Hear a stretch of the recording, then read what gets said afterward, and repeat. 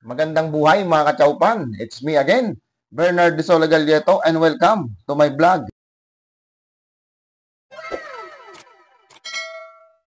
Ngayong araw na ito mga kachaupan, isa naman pong budget meal ang ating lulutuin na tiyak magugustuhan ito ng buong pamilya at syempre ng buong tropa. Kaya ano pang hinihintay natin mga kachaupan? Tara, samahan niyo kong lutuin na ito.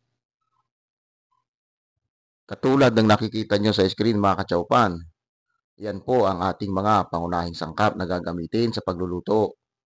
Dahil sa naulan-ulan mga kachaupan, ito ang naisipan kong lutuin dahil parang masarap humigop ng mainit na sabaw.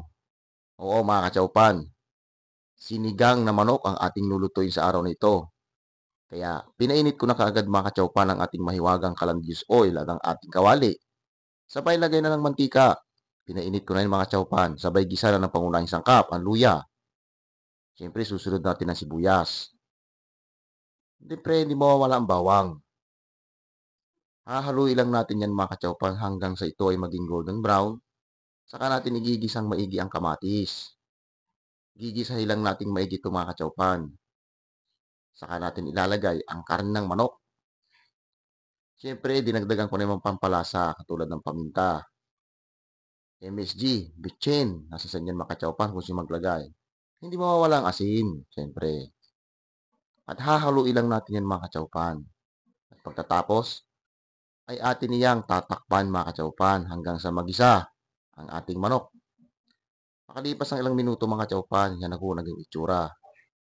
Sa puntong yan mga kachaupan ay gisang-gisa na ang ating manok.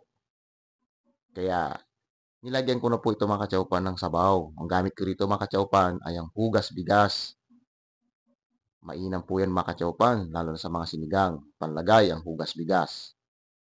Siyempre nagdagdag ako ng konting pampalasa, ang chicken cubes. Nilagay ko na rin mga kachaupan ng labanos, ang okra. At siyempre ilulubog natin yan mga kachaupan sa kanyang sabaw para pantay-pantay ang pagkakaluto ng mga ito. At siyempre, siling green nilagay ko na rin. Sabay tatakpan ulit natin mga kachaupan hanggang sa lumambot at kumulo yung ating mga karne at gulay. At hahalu-haluin lang natin yan mga kachaupan para di maging balanse. Siyempre, ilagay ko na po mga kachaupan ang ating artificial na sinigang mix sa sampalok. Tapos yan mga kachaupan ay atin mo yan titikman ayon sa ating panlasa. Para sa akin, okay na mga kachaupan. Yan, nilagay ko ng dahon ng kangkong. Mabilisan lang ito mga kachaupan dahil gutom na po.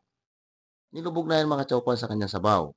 Siyempre, tatakpan lang natin ito mga kachaupan hanggang sa kumulo at ready to serve na po ito. Yan mga kachaupan. Sa puntong ito mga kachaupan ay luto na ang ating sinigang na manok. Kaya ano pang hinihintay natin mga kachaupan? Ihanda na natin ang kanin at samahan niyo akong kumain. Tara, kain! O, di ba kachaupan? Napakabilis ng lutuin ng ating menu ngayon. Sa susunod mga kachaupan ay kakaibang luto naman ang ating gagawin. Siyempre, kung saan tayo makakatipid at kung saan tayo makakamura dahil sobrang mahal ng bilihin ngayon. Kailangan talaga nating i-budget lahat. At kung bago ka lang kachaupan sa aking channel, huwag na huwag mong kalimutang i-like, share, and subscribe para malaman ko rin kachaupan kung hanggang saan na nakakarating ang video ko. Kaya maraming salamat. Bye-bye!